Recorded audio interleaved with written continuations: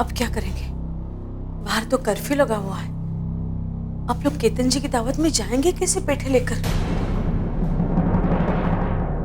लाला जी, आप केतन भाई को फोन करके बता दीजिए इस कर्फ्यू के बारे में।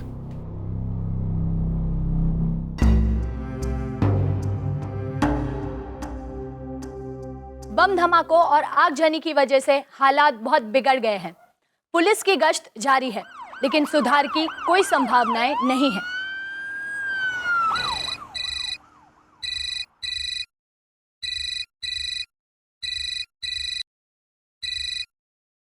कहिए रूपेश जी।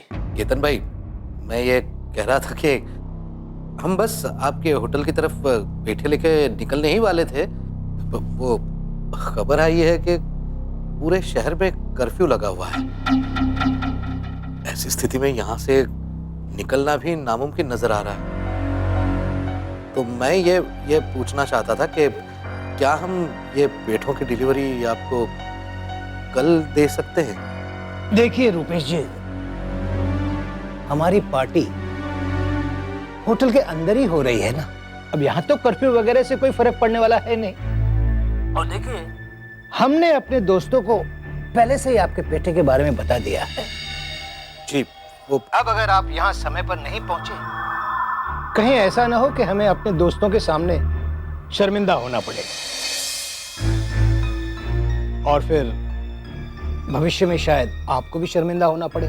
जी जी, देखिए वो रूपेश जी, आप भी व्यापारी हैं और अच्छी तरह जानते हैं कि धंधे में बड़े मौके बार बार नहीं आते।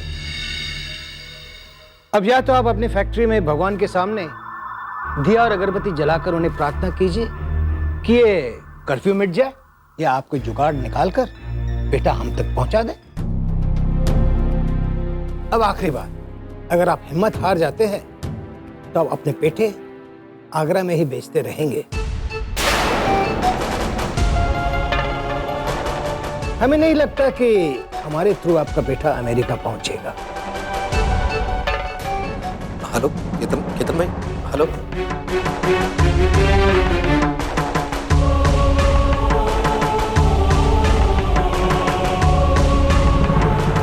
बम धमाकों में 50 से ज्यादा लोग घायल हुए हैं। सख्त आदेश देने के बावजूद लोग कर्फ्यू तोड़कर बाहर आते पाए गए हैं और अब तक ऐसे 20 लोगों को पुलिस ने अपनी गिरफ्त में ले लिया है। आइए देखते हैं आगरा शहर की कुछ झलकियां।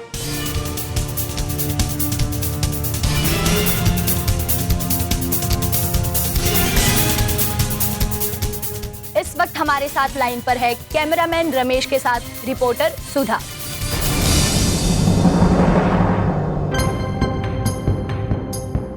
ये कर्फ्यू हटने में तो न जाने कितना टाइम लग जाएगा। समझी जी, आप हमें आगे दीजिएगा, हम लोग छोटी गलियों के रास्ते अपने घर तक पहुंच ही जाएंगे। हाँ चलिए, मैं आपको दरवाजे तक छुड़ाता हूँ। नहीं मृदंग, नहीं। समधी जी कैसी बात कर रहे हैं आप? ऐसे हालात में हम आपको जाने देंगे क्या? जब तक ये कर्फ्यू खत्म नहीं हो जाता तब तक आप लोग यहीं रहेंगे।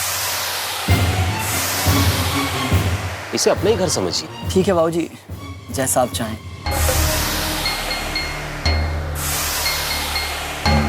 आप लोग हाथ मुंह धोकर कपड़े बदल लीजिए तो फिर आराम से बैठ पाएंगे। और तुम लोग भी सब आराम कर लो अपने अपने कमरे में जाके।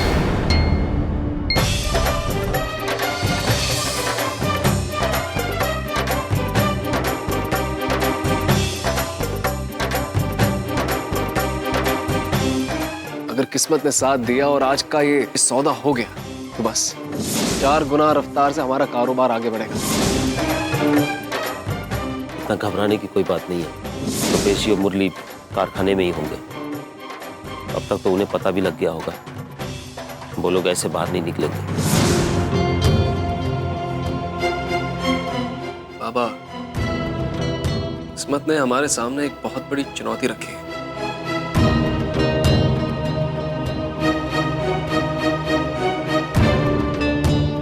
और अगर आज हम इस चुनौती को स्वीकारते हैं, इसे पूरा करते हैं, तो फिर एक बहुत बड़ी सफलता हमारा इंतजार कर रही है। हमें ऐसा लगता है कि हमें किसी भी हाल में कुछ भी करके ये ऑर्डर केतन भाई तक पहुंचा देना चाहिए। और बाबा, बात सिर्फ इस सौदे की नहीं है। अगर आज ये ऑर्डर हम केतन भाई तक पहुंचाते हैं तो जिंदगी भर का भरोसा जीतते हैं उनका।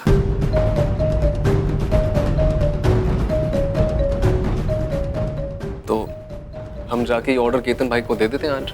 मुरली, तुम अकेले नहीं जाओगे? हाँ, लेकिन नहीं, मैं भी तुम्हारे साथ चलूंगा। जिंदगी दूसरा मौका बहुत कम लोगों को देती है, हमें मिला है,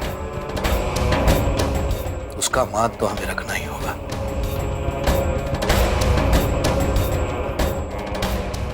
चलिए चलते अब।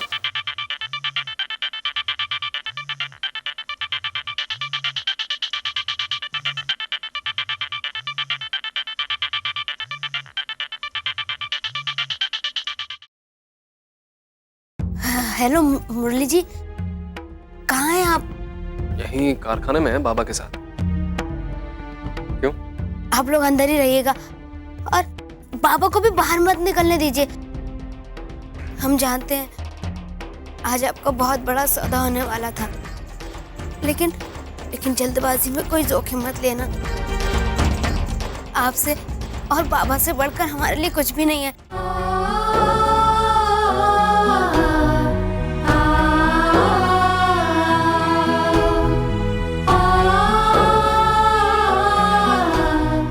भारती, तुम ज्यादा चिंता मत करो, हम ठीक हैं और बाबा का भी ख्याल रखेंगे।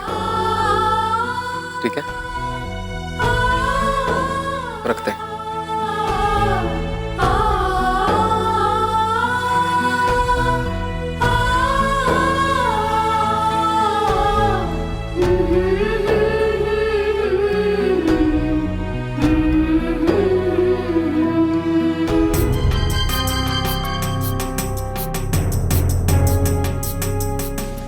तो चले। लेकिन आप लोग कैसे जाएंगे? मुझे बहुत चिंता हो रही है। दारा, चिंता मत करो। शायद भगवान ने किसी बड़े काम के लिए हमें इस मुसीबत में डाला हो। रक्षा भी वही करेंगे। लगता है वो चाहते हैं कि बहुत मेहनत के बाद ही हम अपनी सफलता की मंजिल तक पहुंचे। ठीक है, यही सही। तुम घबराओ मत, हम जल्दी वापस आ जाएंगे। चलो। लाला जी, मैं भी आपके साथ चलता हूँ। नहीं भूषण, तुम यहीं रुको, धारा भी अकेली है यहाँ। हम अपना काम निपटा के जल्दी वापस आ जाएंगे। संभाल कर जाइए। चिंता मत करो। चलें?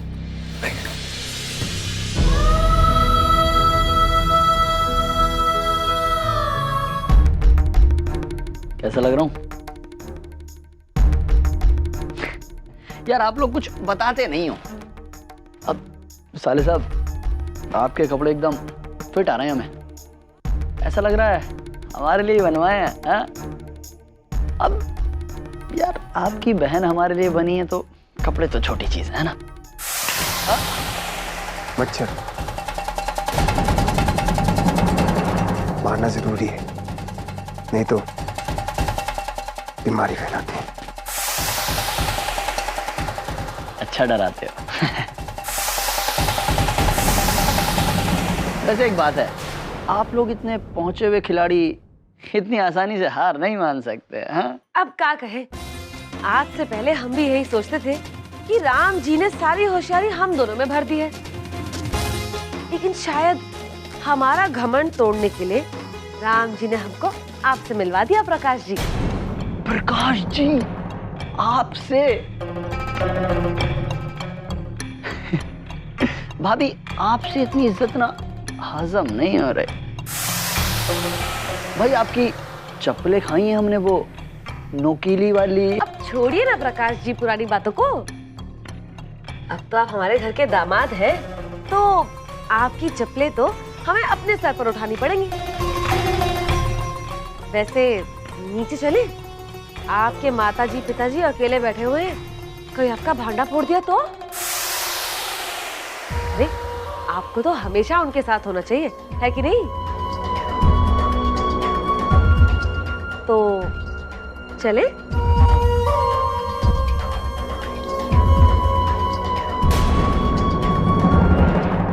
क्या टाइम आ गया, हर रोज कुछ ना कुछ होता ही रहता है।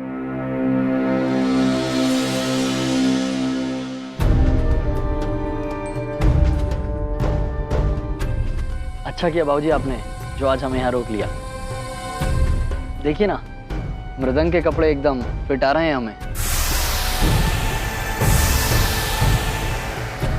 ऐसा लग रहा है जैसे ये हमारा ही घर है अब।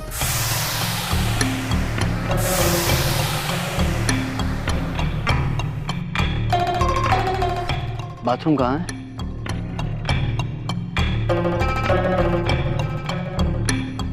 मैं आया।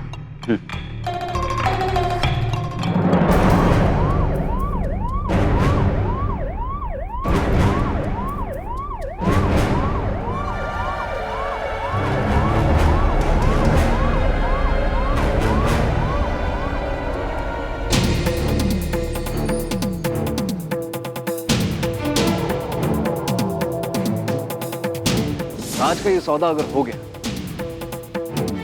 तो 4 गुना रफ्तार से हमारा कारोबार आगे बढ़ेगा।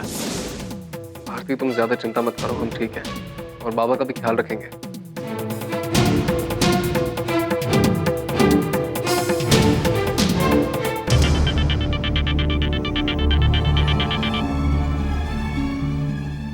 हाँ बोलो। मुरली जी, आप बाबा के साथ है ना? हाँ, हम लोग सब भूषण काका के घर पे ही हैं, सुरक्षित है, तुम चिंता मत करो हमारी। जो सौदा होने वाला था उसका क्या? वो हम कल करेंगे। ठीक है, लेकिन कर्फ्यू हटने तक प्लीज आप लोग बाहर मत निकलिएगा। हाँ ठीक है, तुम चिंता मत करो, सकते हैं। बाबा, हम लोग टेम्पो को धक्का मार के चलते हैं, इसे ऑन नहीं कर सकते। ठीक है, चलो।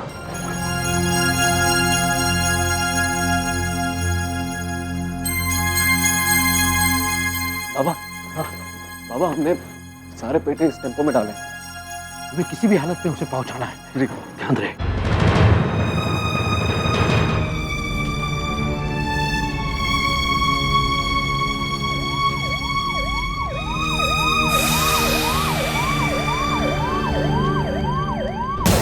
मुरली, छुप जा, छुप जा।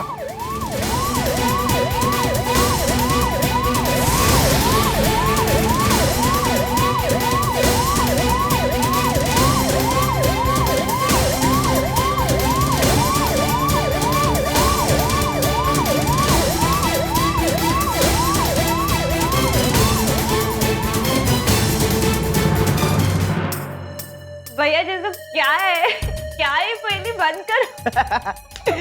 मजा आया ना तुझको?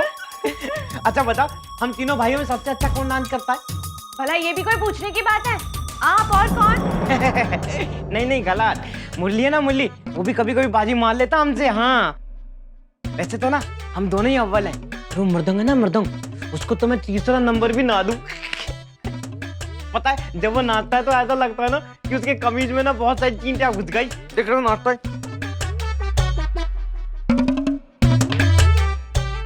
क्या डमरू भैया आप?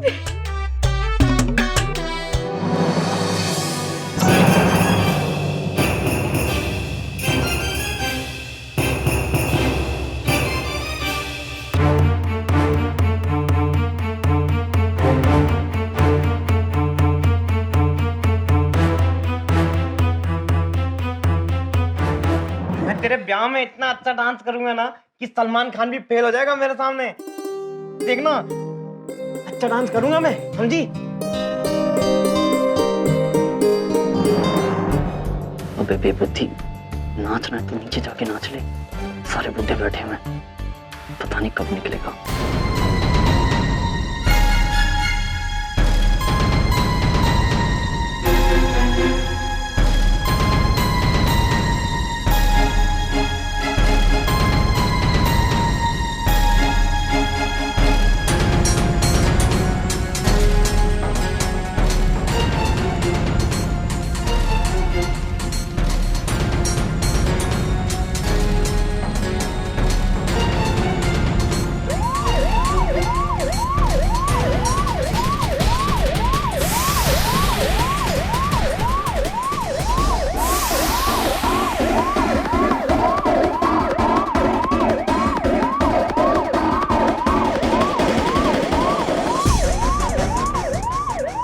रोको। साहब गाड़ी क्यों रुका दी? मुझे लगता है पीछे वाली टेम्पो आगे जा रही थी और हमारी जीप को देखकर रुक गई। कुछ गड़बड़ है, चलो जल्दी।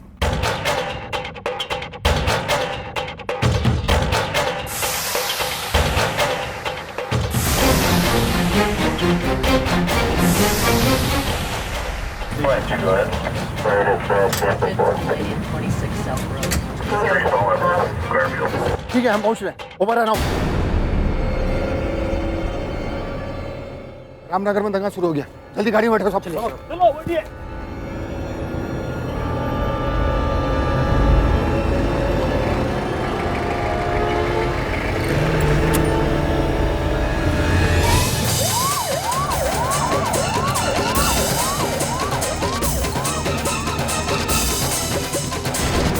इतवार के इतवार आ जाया करना यहाँ पे, ठीक है ना?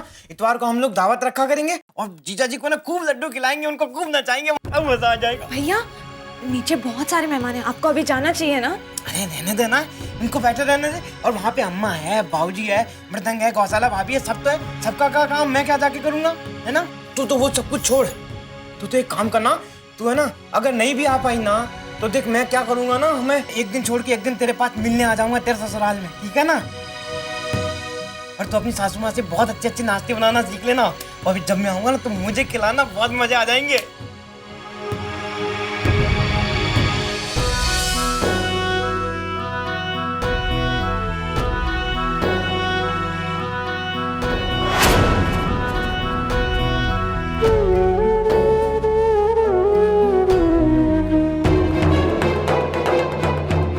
ये तो वीना का है। और है ना मैंने तेरे ब्याह के पकवान भी सोच लिए, पता देख 1 2 3 3 तरह के लड्डू होंगे, और 1 2 3 4 5 5 तरह की वो होंगी आइसक्रीम, और उसमें बर्फ का गोला भी।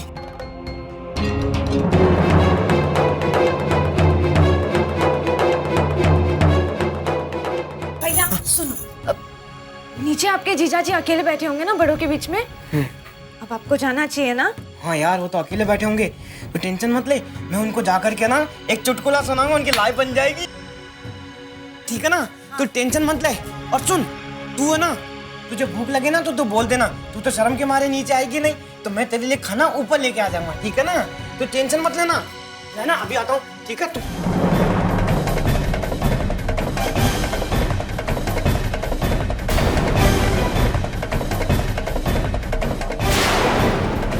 जीजा जी को ना हाथी और चींटी वाला चुटकुला सुनाऊंगा, हंस के पागल हो जाएंगे जीजा जी।